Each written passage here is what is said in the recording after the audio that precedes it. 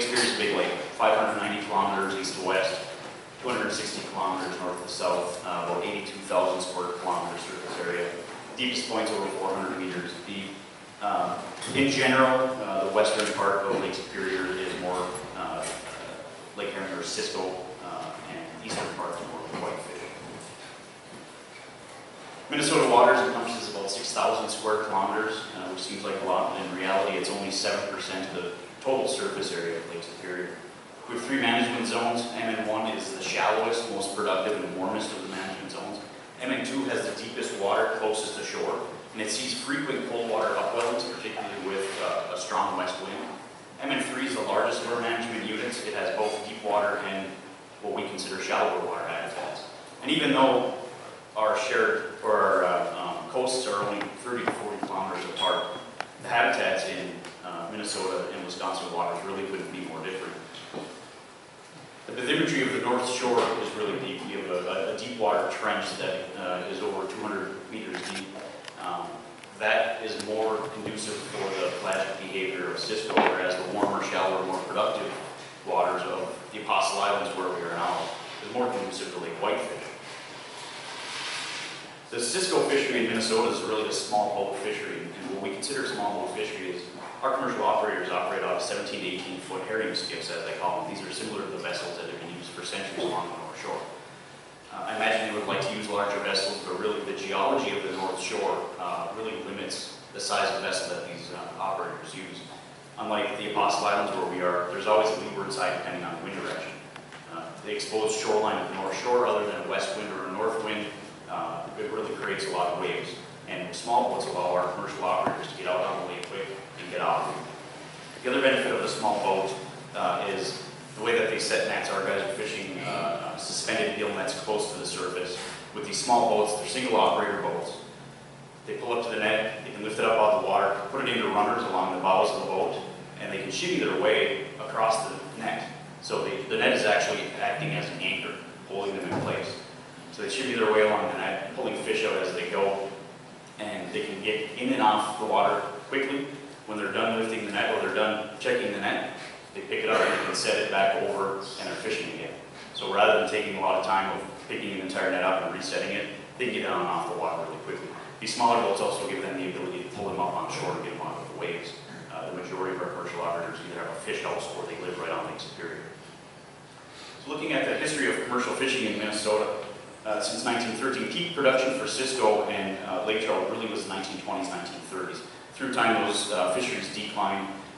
The establishment of sea lamprey in Lake Superior in the late 40s, early 50s really caused the collapse of lake trout.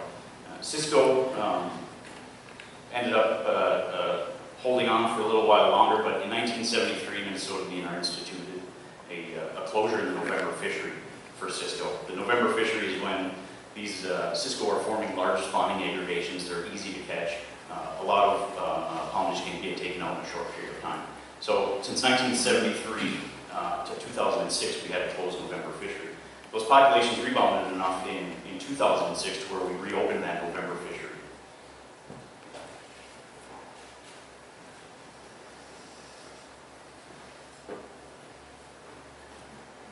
We reopened that commercial fishery under a total allowable catch quota system where we're apportioning out quotas on an individual basis, individual operator.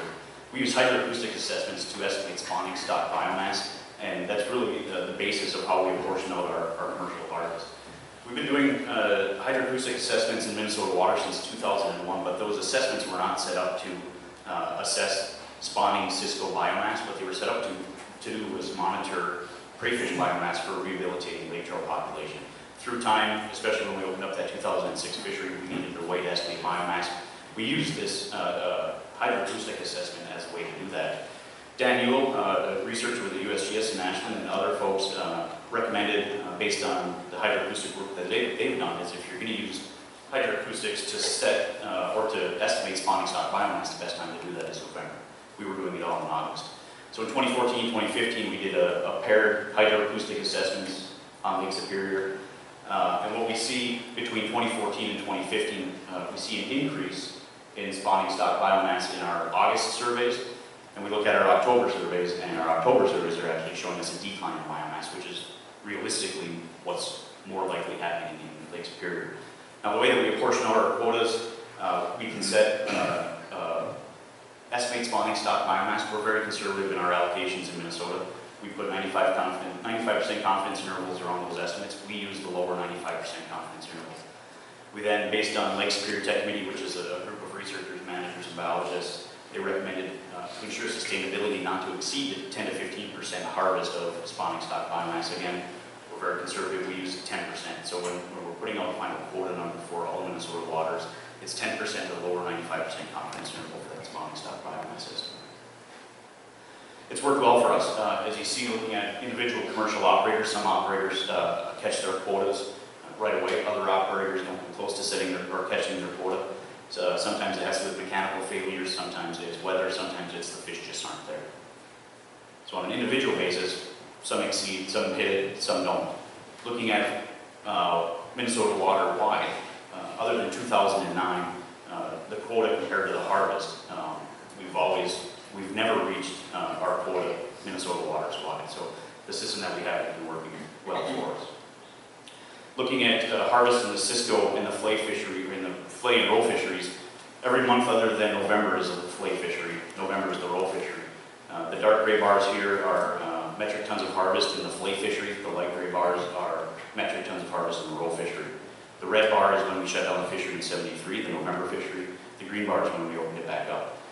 And the time period before 2006 here, the gray line is catch per unit effort in the roe fishery. That's the time period where we were using commercial assessments to determine whether or not that population could sustain November harvest by opening up that fishery again. And we thought it could, and it was opened up again in 2006. But we see through time, in recent time, that catch per unit effort in that roe fishery has declined. And if we look at it at a management unit level, it's even more pronounced. In MN1, the waters closest to Duluth, we see from 2009 to 2015, we saw over 80% decline in catch per unit effort just in that management zone. That's significant because in the last decline of populations for cisco back in the late 60s and early 70s, MN1 was identified as the area in Minnesota waters that saw the steepest, most drastic decline in CPUE. So once we see this again, we got a little nervous. So we really rely on our federal partners around Lake Superior to kind of back up what we think is happening with cisco in Minnesota waters. The United States Geological Survey does a recruitment index around Lake Superior every spring. They also do lake-wide hydroacoustic and mineral sampling. Minnesota DNR works on age composition stuff, harvest statistics. We also have a number of other cisco-related surveys that we do. So the USGS does a bottom trawl survey around Lake Superior every year. The number of H1 cisco that they catch in a bottom trawl survey is a good indicator of year class recruitment and recruitment strength. We see great year class in 1984, good year classes in 88, 89, 90, as well as 98. And then 2003 was really the last good year class. So we're going on over 15 years of a good year class in 2003, and then either very sporadic recruitment or very low levels of successful recruitment. So we can turn this bar graph into a line graph, and then we overlay our Minnesota DNR catch composition. We take 300 cisco samples from the November roe fishery, age them out using overlays, put them into year classes, and see how much year class composition for that fishery.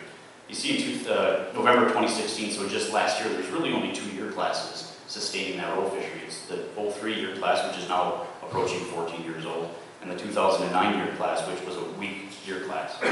Looking at the 2009 year class, it had about the same recruitment index strength from the USGS surveys as the 2005 year class did. And we've already seen that 2005 work its way through the fishery. We've seen the contribution from that year class decline in subsequent years. It only produces about 5% of the total fishery in November right now, so it's essentially an over fishery. We also rely on the USGS lake-wide hydroacoustic and midwater trawl assessment, particularly here looking at metric tons of biomass lake-wide. So we're focused in our hydroacoustic assessments on Minnesota. They're looking at a lake-wide basis. From 2003 and 06 to 2016, we see a considerable decline in biomass of cisco in Lake Superior. So then looking at, again, our age composition and the recruitment index, it's very interesting every time we get our aging data back. We still see fish from this 84 88, 89, 90 year classes. There's a 28-year-old fish. The longevity of these fish is amazing. But looking at our age composition in the fishery and looking at our recruitment index, we don't have any year classes coming up other than the 2014 year class. And we know through our aging stuff that the first big pulse of biomass from a new year class really doesn't show up until age 4. So until 2018, we're not going to have additional biomass entry into the fishery. So this is kind of how we rely on it. It's quick. If anybody has questions, particularly on how we set quotas for individual fishermen, take that out. But if anybody has any questions on any of the way that we are working on attempting to manage the fishery for sustainability, please let me know. Thank you.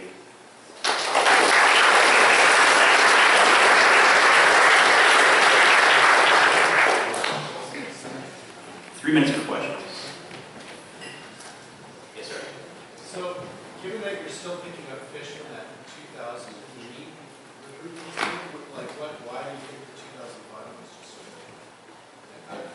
good? Are you talking in the commercial fishery contribution to the commercial fishery? You're still getting the 03s, yep. but then that later year class. Sure. So if you look at the year class strength index from the USGS here, you see the year class strength for that 2003 year class was higher than the 2005. So everything that the USGS is showing in their recruitment index is really validating what we see in the commercial fishery, right? You see that 2005 year class through, so they don't recruit until age 4. So in 09, you start seeing that year class come through, and then within 6 years, it's essentially out of the fishery. So when our commercial fishery for November is really being supported by weak year classes, like 09 and 2014. At some point, that 03 year class is going to work its way out of the fishery. And then we're left with weak year classes supporting the entire fishery. But as biomass lake-wide declines, and that's where the sustainability in our quota setting comes in, as biomass declines lake-wide, proportionally, our quotas decline with that decline in biomass. That's the 10% to lower 95% confidence interval. As long as our hydroacoustic assessments are accurate portrayals of what's going on out there, which is why we shifted to fall in our surveys. Yes, sir. Do you have a sense or any factors you can make predictions forward on? You have very erratic recruitment, and that's the big thing. Yep. No.